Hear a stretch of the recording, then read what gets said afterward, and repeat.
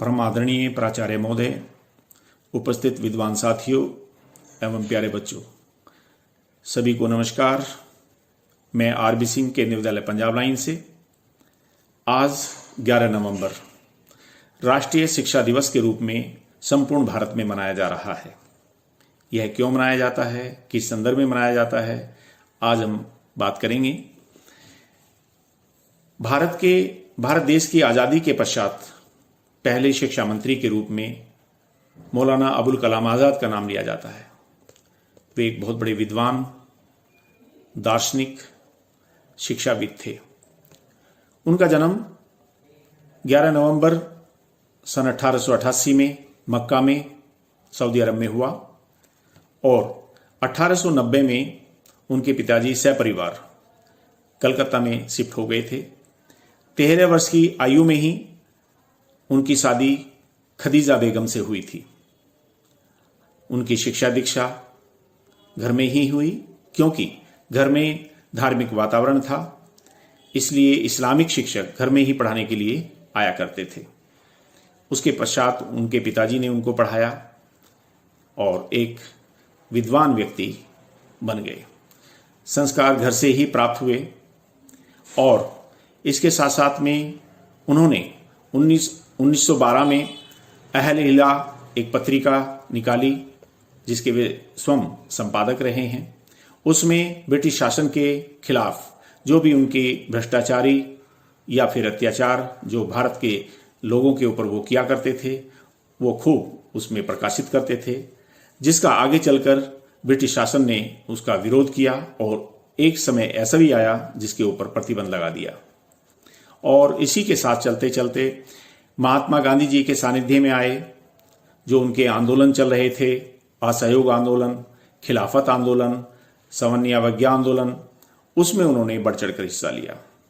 अपनी पत्रिकाओं में भी छापा और संपूर्ण सहयोग के साथ साथ महात्मा गांधी उन्हें ज्ञान सम्राट कहकर बुलाते थे। वास्तव में वो बहुत बड़े ज्ञानी थे। जब उन्होंने सन 1947 में शिक्षा मंत्री पद ग्रहण किया, हमारे भारत देश को उन्होंने आईआईटी, आईआईएम और यूजीसी जैसे प्रतिष्ठानों को, संस्थाओं को स्थापित किया, जो आगे चलकर मील का पत्थर साबित हुए। आज भी वहां पर जो बच्चे ग्रहण करते हैं, अध्ययन पढ़ते हैं और अपनी ज्ञान का देश विदेशों में परचम लहराते हैं। उन्हें विभिन्न भाषाओं का ज्ञान था, हिंदी, अंग्रेजी, फारसी, उर्दू, बंगाली, इन भाषाओं का बहुत ही अच्छा ज्ञान था। और उन्होंने विदेशों का भ्रमण किया, जैसे अफगानिस्तान, इराक, सीरिया, तुर्की आदि देशों का भ्रमण करके वहाँ की क्रांति के बारे में, वहाँ के लोगों के बारे में जाना।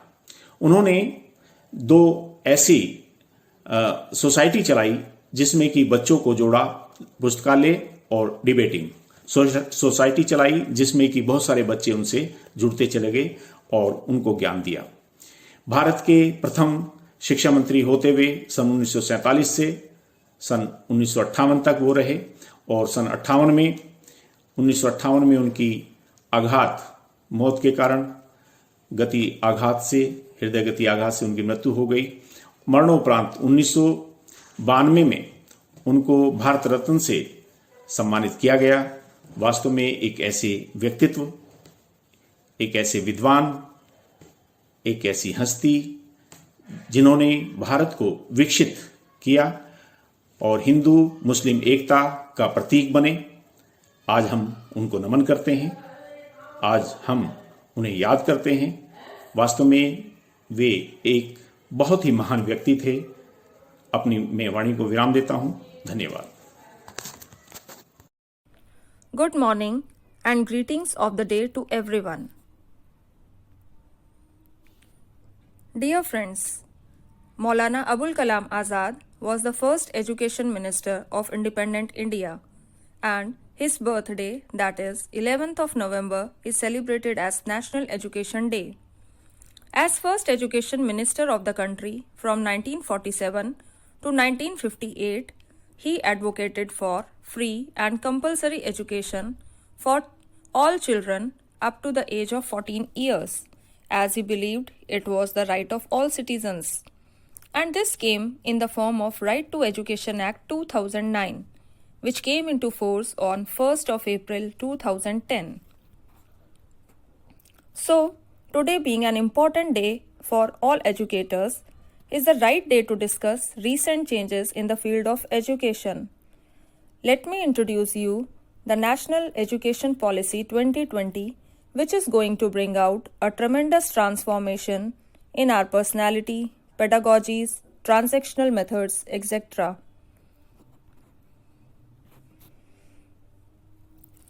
We all know that education is fundamental for achieving full human potential, developing an equitable and just society, and promoting national development. Now the question is, what is the need of new education policy? We all know the world is undergoing rapid changes. Thus, education must move towards less content and more critical thinking. Education must be more experiential, holistic, integrated, inquiry-driven, discovery-oriented, learner-centered, discussion-based, flexible, and of course, enjoyable. So, there are so many reasons which are forcing us to go for the best, and these reasons are rapid changes in the knowledge landscape around the world, changing employment landscape, bridging the gap between the current state of learning outcomes and what is required, to have an education system by 2040 with equitable access to the highest quality education for all learners.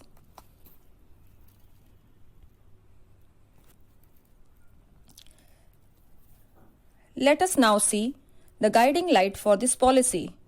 In ancient India, the aim of education was not just the acquisition of knowledge as preparation for life in the world, but it was the complete realization and liberation of self.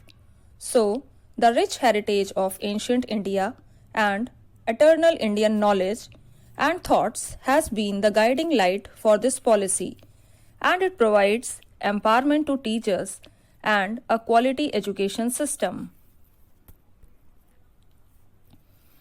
Now let's see the fundamental principle of National Education Policy 2020. The fundamental principle that will guide both the education system and individual institutions are recognizing, identifying, and fostering the unique capabilities of each student, achieving foundational literacy and numeracy by grade 3, flexibility, no hard separations, which means no hard boundaries between art and science, curricular and extracurricular activities, vocational and academic streams, emphasis on conceptual understanding, encouraging creativity and critical thinking, developing ethics as well as human and constitutional values like empathy, respect for others, cleanliness, courtesy, democratic spirit, spirit to serve, etc.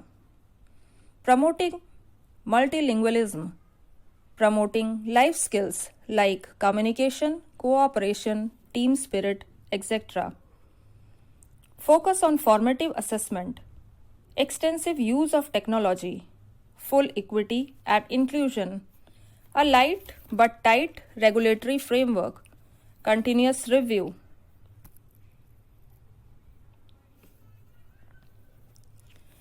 Now let's see vision of National Education Policy 2020. National Education Policy 2020 envisions education system rooted in Indian ethos, helping in building equitable society. The policy envisages that the curriculum of institution must develop among the students a deep sense of respect toward fundamental duties and constitutional values. The vision of NEP 2020 is also to instill among learners a deep-rooted pride in being Indian, in thoughts, in spirit, in intellect, and in deeds. The content of National Education Policy 2020 is divided into 4 parts. Part 1 deals with school education. Early childhood care and education, the foundation of learning. Foundational literacy and numeracy, an urgent and necessary prerequisite to learning. Curtailing dropout rates and ensuring universal access to education at all levels. Curriculum and pedagogy in school. Learning should be holistic, integrated, enjoyable, and engaging. Teachers. Equitable and inclusive education, learning for all. Efficient resourcing and effective governance through school complexes or clusters. Standard setting and accreditation for school education. These are the 8 subparts of this part 1, that is school education. Part 2 deals with higher education and the subparts are quality universities and colleges, a new and forward-looking vision for India's higher education system, institutional restructuring and consolidation, towards a more holistic and multidisciplinary education, optimal learning environments and support for students, motivated, energized, and capable faculty, equity and inclusion in higher education, teacher education, reimagining vocational education, catalyzing quality academic research in all fields through a new educational research foundation, transforming the regulatory system of higher education, effective governance and leadership for higher education institutions. Part 3. It deals with other key areas of focus and it includes professional education, adult education and lifelong learning, promotion of Indian languages, arts and culture, technology use of integration, online and digital education, ensuring equitable use of technology. Part 4. Making it happen, and the subparts are strengthening the Central Advisory Board of Education, financing affordable and quality education for all, and implementation. Thank you for watching. We will discuss the various subparts covered under Part 1, that is school education, in next video. Once again, thank you.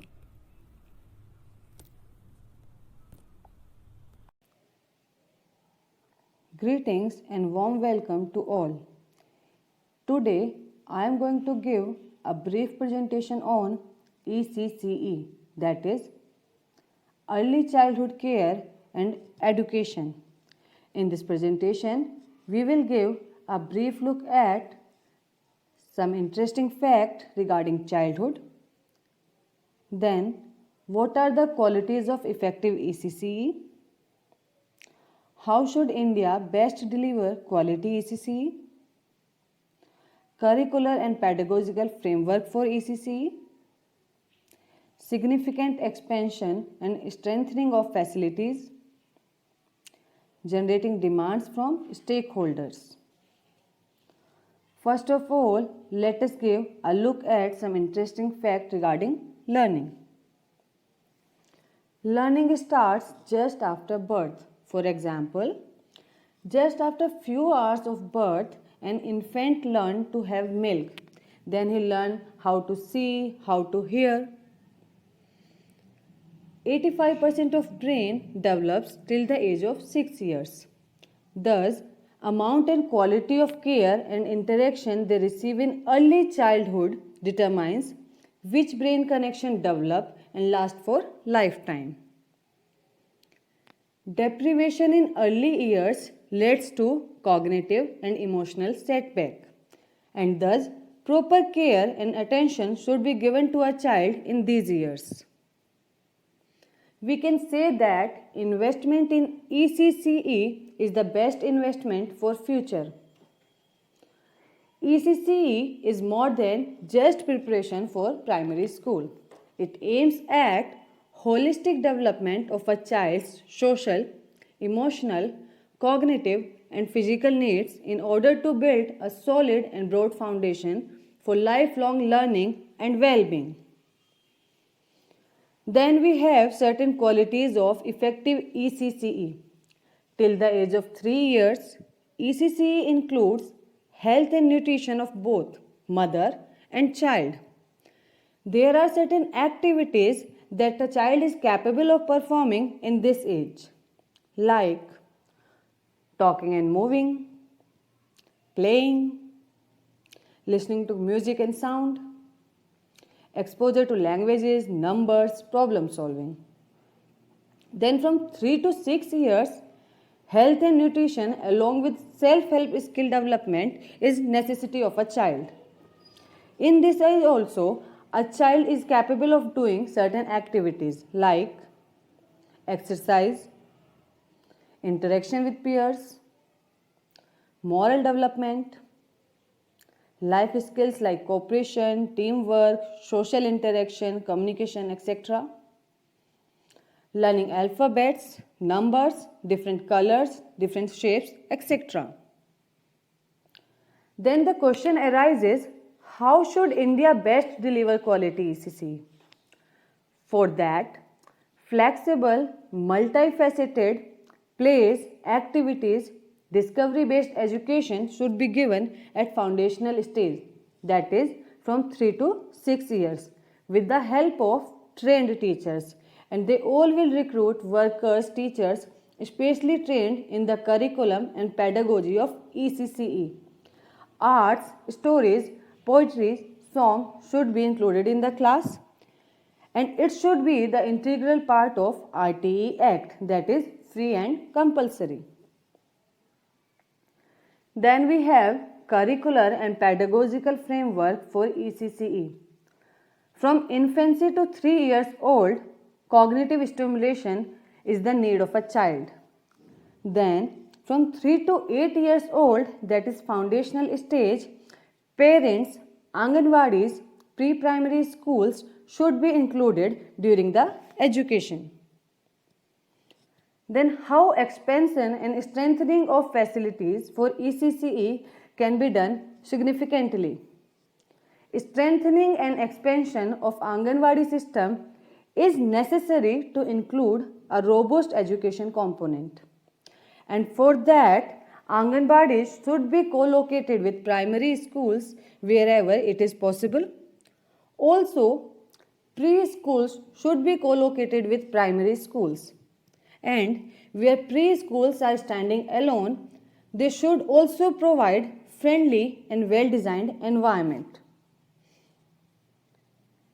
Then, one of the praiseworthy point that has been made in NEP 2020 is that universalization of ECCE, and it is highly appreciated and welcomed by all.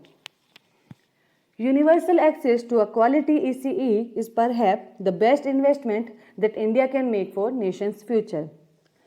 And for this, all responsibility of ECEE will be lie with MHRD. Learning friendly environment will be provided, and high quality educators who will have solid knowledge of ECCE will be recruited in Anganwadis and preschools. Access for children aged 3 to 8 years to be flexible, multifaceted, multi-level, play-based and activity-based education is of utmost importance. Then how can we generate demands from stakeholders for ECE? For that, stakeholders should be informed about young child's need, public service messages should be used, media campaign should be done, direct communication with the guardians and parents should be done, and it should be parent orientated. For example, parents should play major role during this stage of child's life. That's all. Thank you.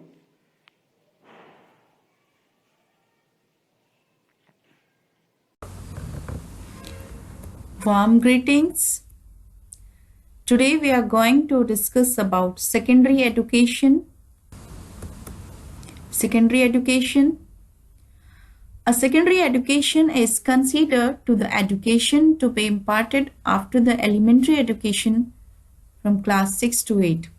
The classes 9th and 10th is considered as secondary education.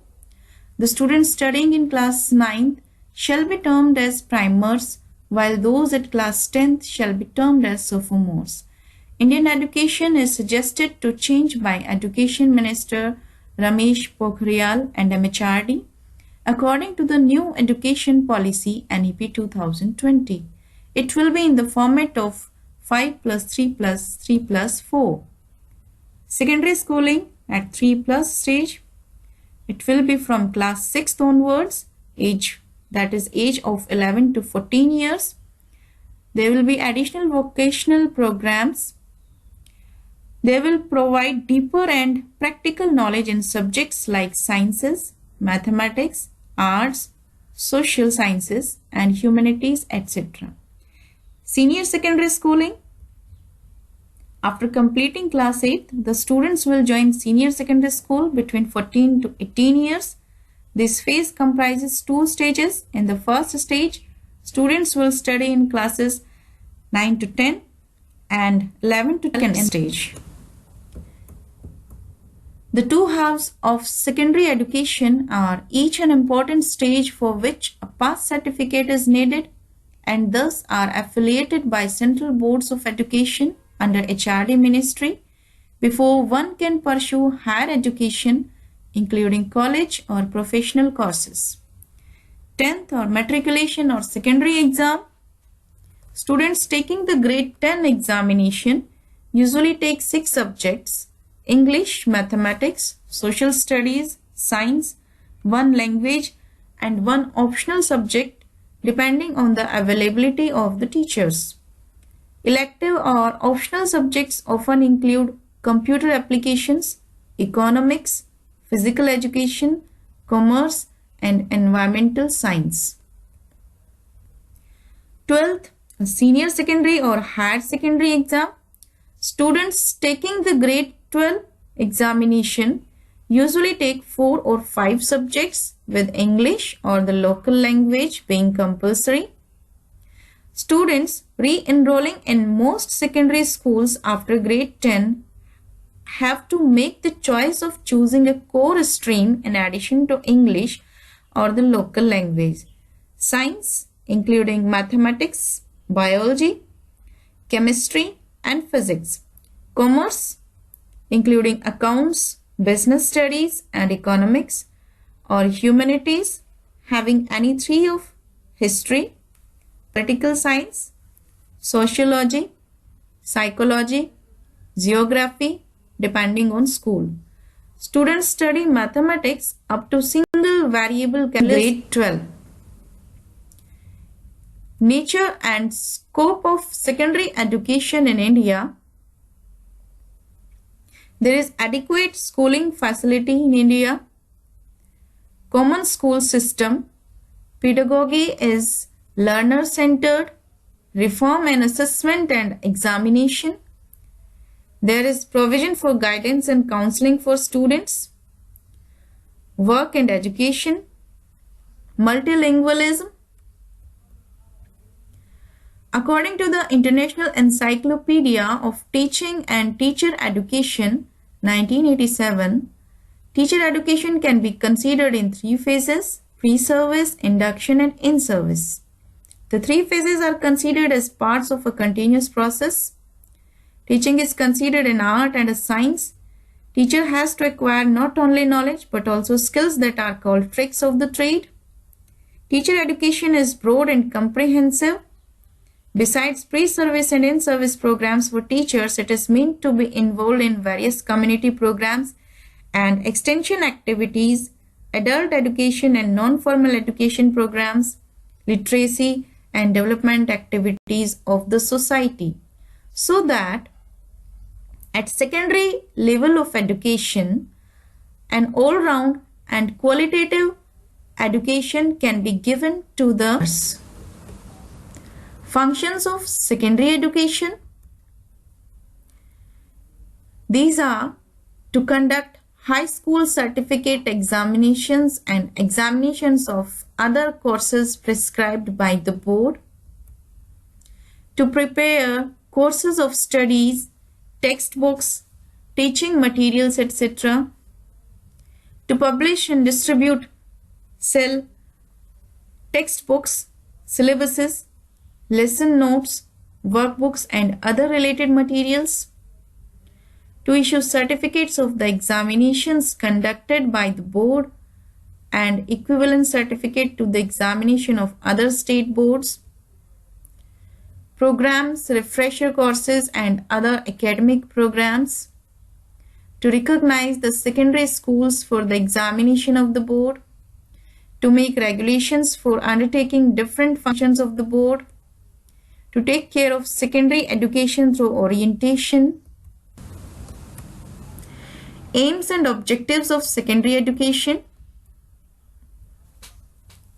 The main aims: to acquire necessary knowledge, skills and attitudes for the development of the self and the nation, promote love for and loyalty to the nation, promote harmonious coexistence among the peoples of nation, develop mentally, socially, morally, physically and spiritually, enhance understanding and respect for own and other people's cultures and their place in contemporary society, enhance understanding and appreciation of interrelationships among nations, promote positive environmental and health practices, build a firm foundation for further education,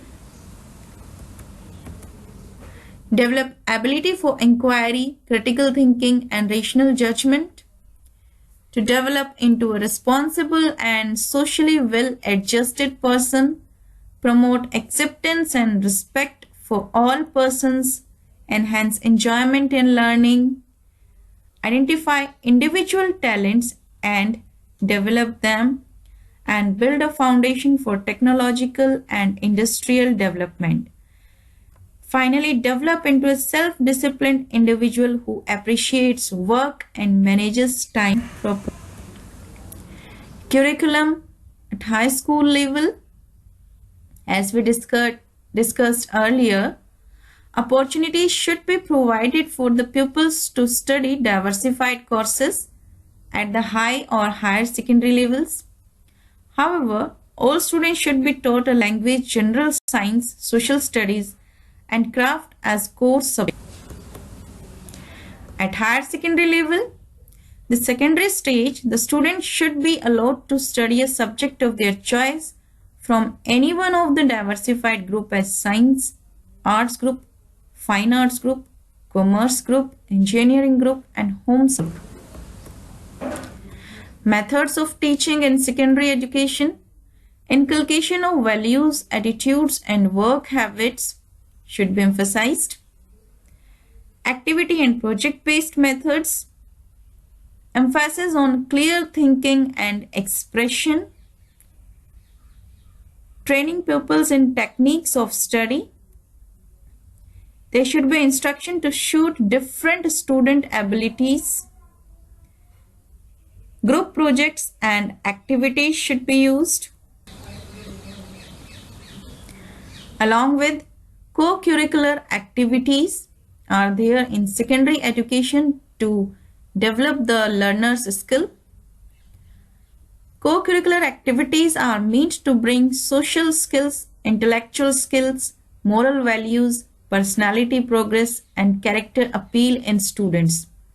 It includes athletics, cultural events, library activities, science lab activities, classroom activities, creative arts, yoga, scouts, and NCCs, etc.